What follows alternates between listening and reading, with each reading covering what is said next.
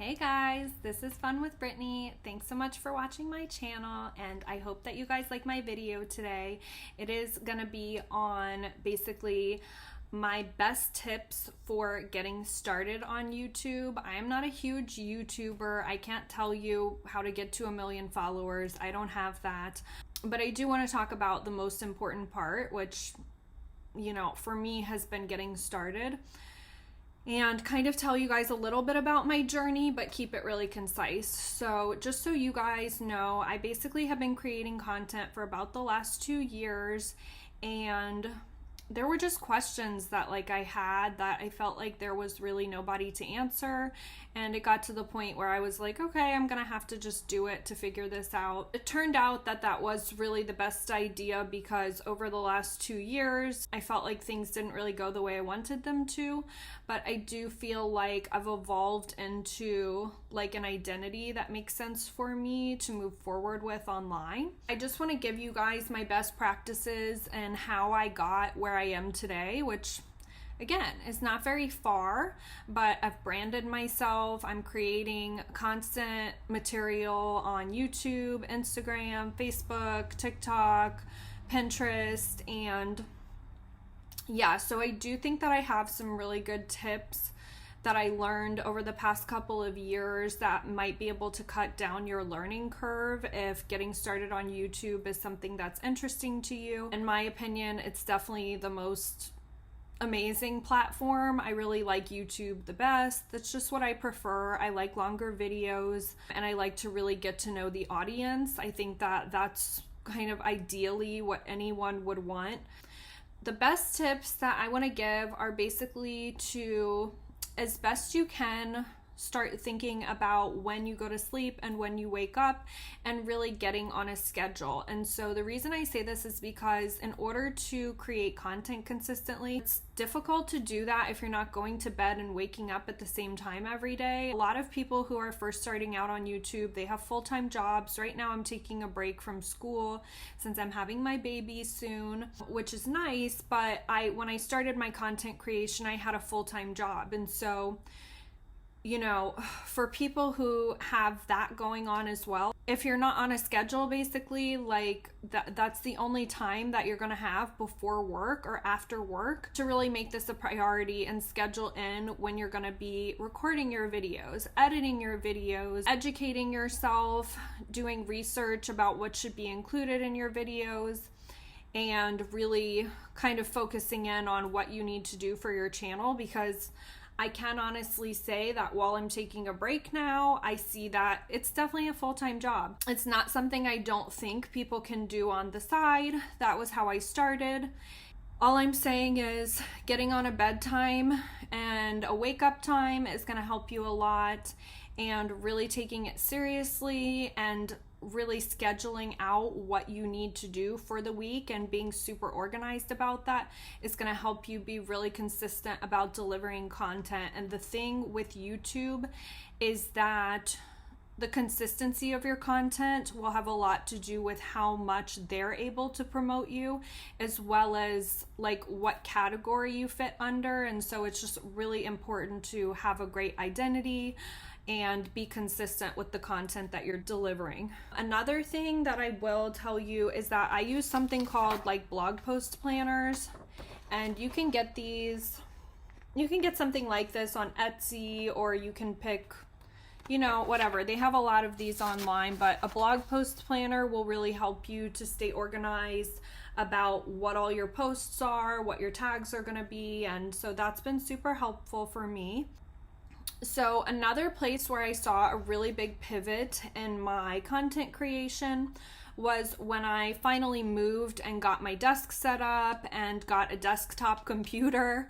I was working on a laptop before. I basically learned calculus for school from a laptop, and I'm just looking back thinking, I don't even know how I did that. That was an impossible task, and I don't think I realized quite how unrealistic it was until now I'm seeing the way my content is evolving since I have a place to work. And I think the biggest part that's helping me is to kind of like when you study, they say to study in the same place every time. I really like that tip, and I like it for work too, because every day when I'm ready to work, I can sit down at my desk and have my own little office kind of, and it just helps me to stay organized and consistent and have a place where I can go when I'm ready to do my work, that I can stay focused and have everything be pretty free of distraction. Another thing that I want to talk about, because I'm like a lifelong learner, I love courses. A lot of you guys know me from, well, a lot of you guys know me locally, but some people know me from seminars, courses that I took, online groups, and all kinds of stuff like that. And so it's good to be learning, but like one thing I want to caution people of is to be signing up for courses in lieu of taking what you already have to offer and going ahead and delivering it. And so I really love Gary Vaynerchuk, but like to kind of keep his message in mind, which is to relentlessly deliver content, is probably one of the most important things that you can remember. Because if you sit in courses, you know, there will always be things that you want to make videos about that maybe you're not quite ready to do, and just levels that you want to take your brand that you may not be completely ready for.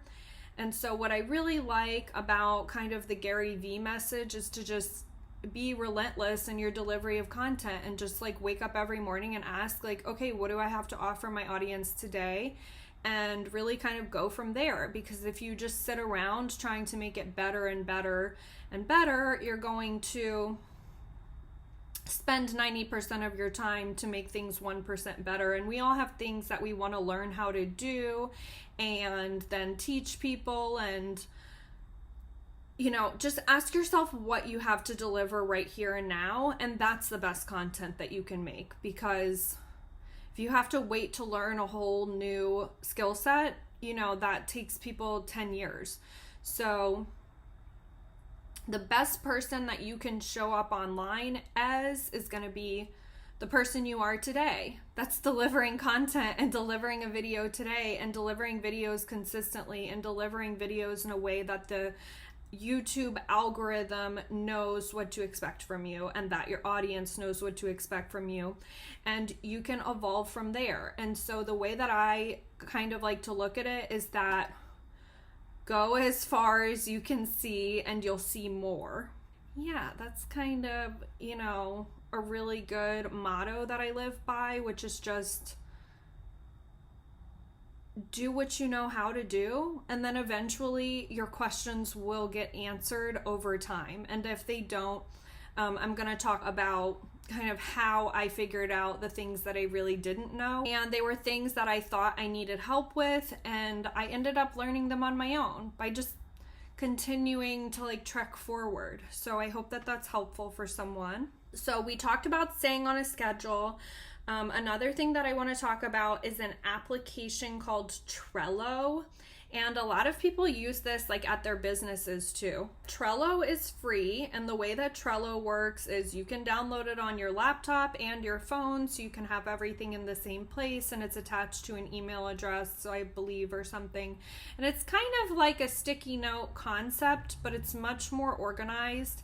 And I have ones for all different things, but it literally helps me organize my content ideas, my schedule for the week, the videos I'm working on next. When I was in school, I used it to track my homework every day, and that was just the easiest thing to do.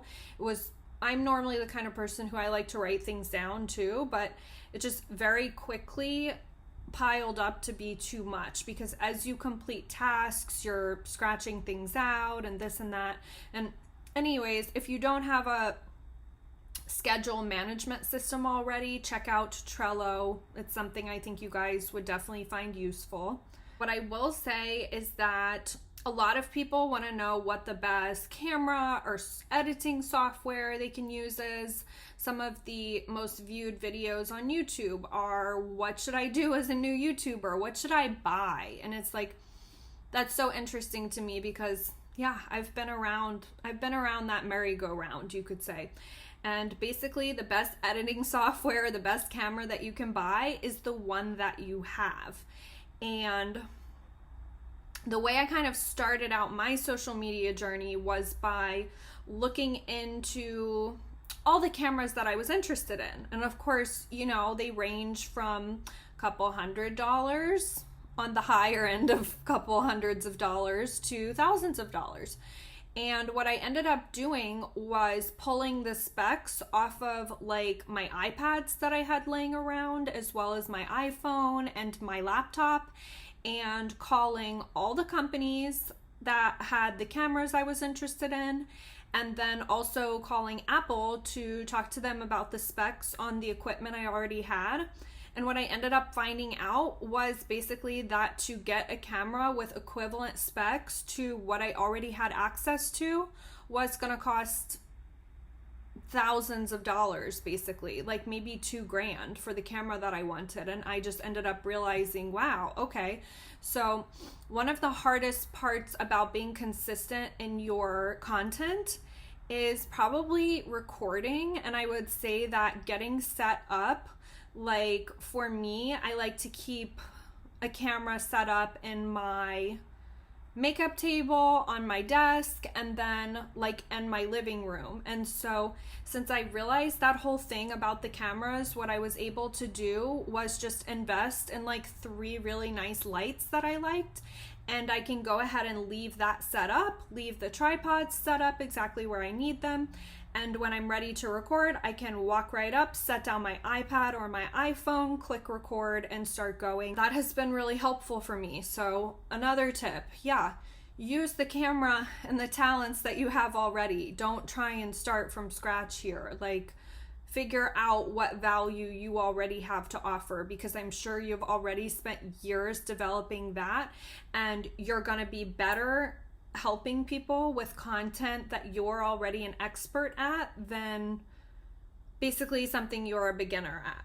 Another thing that I want to talk about is how failing is the best way to learn anything, especially in the content creation space. Don't be scared if you have to retag posts. Don't be scared if you have to edit videos. Don't be scared if you have to repost something 3 times to get it right. That's something that I'm still doing, but I'm happy with my content, so I'm okay with it.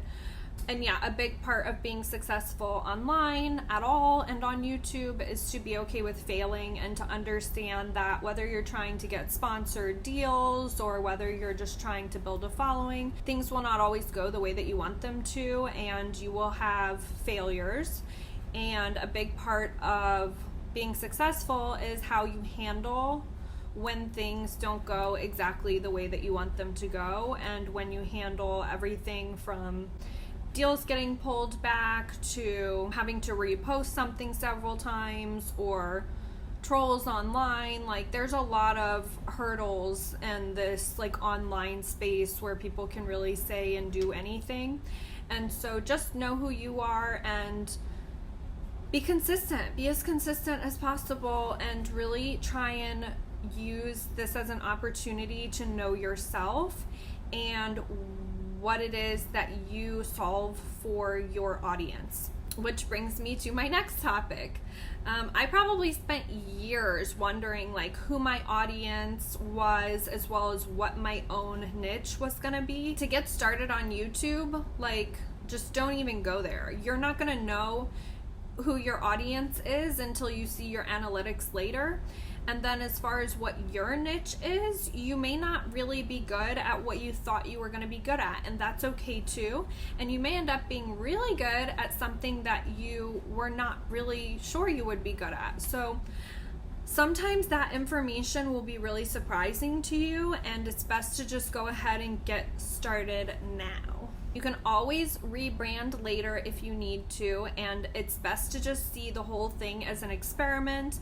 And you can get coaches and stuff, but nobody is going to know better than you and your own experience what is working and what isn't, which is why trial and error is a difficult way to do it, but it's definitely the best way to do it. And the less time you take procrastinating getting started, the more information that you will have.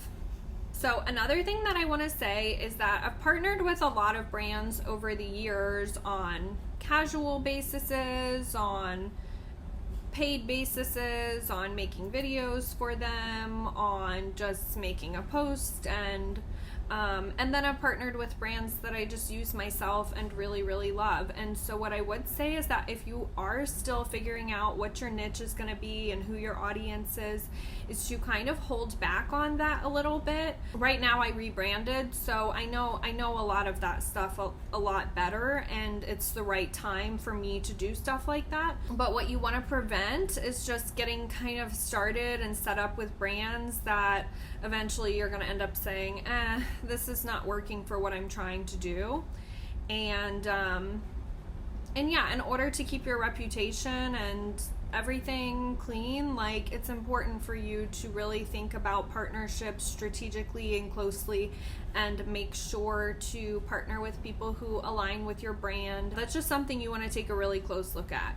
So another thing that I want to talk about is subscribers and followers, and just the reality that I've been in sales for like 10 years. I've been a sales manager for like huge companies, and yeah, this concept just kind of reminds me a lot about what I did in sales and sales management and building clients, which is that you don't want to beg for subscribers or followers. You want people who are genuinely interested, and once they subscribe and follow you, they will actually engage with your content, because having a bunch of followers and subscribers who don't participate is really not very useful anyway.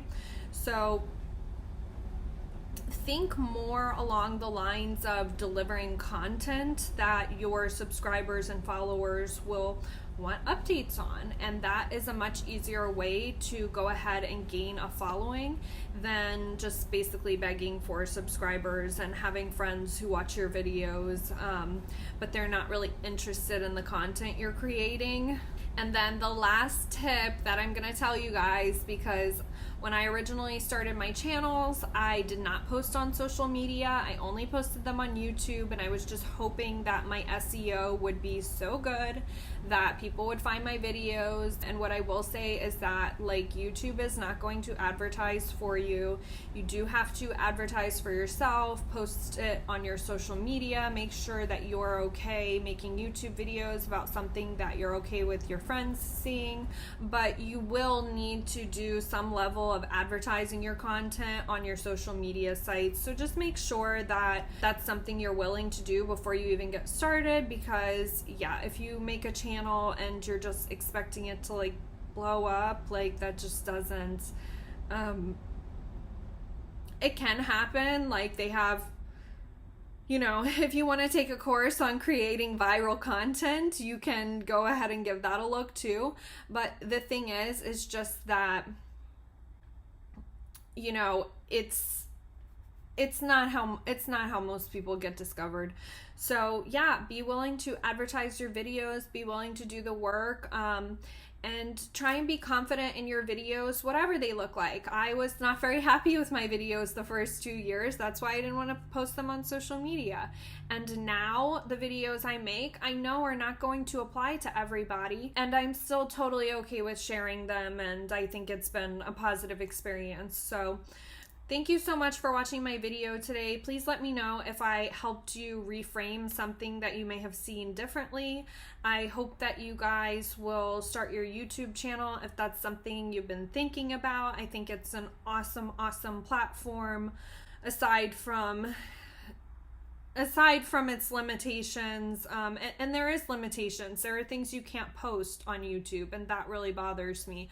But at this point in my life, I'm just trying to work with what I've got and deliver content on my favorite of the platforms, which is YouTube, and I hope that you guys will choose to do the same. I hope that some of the information I gave you today about getting organized, as well as like frame of mind for being a content creator, is very helpful for you. And definitely let me know down in the comments if there's something that worked for you, or if you think there's something that I missed.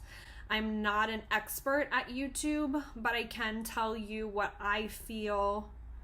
If I had implemented more, I would have been doing this a lot sooner.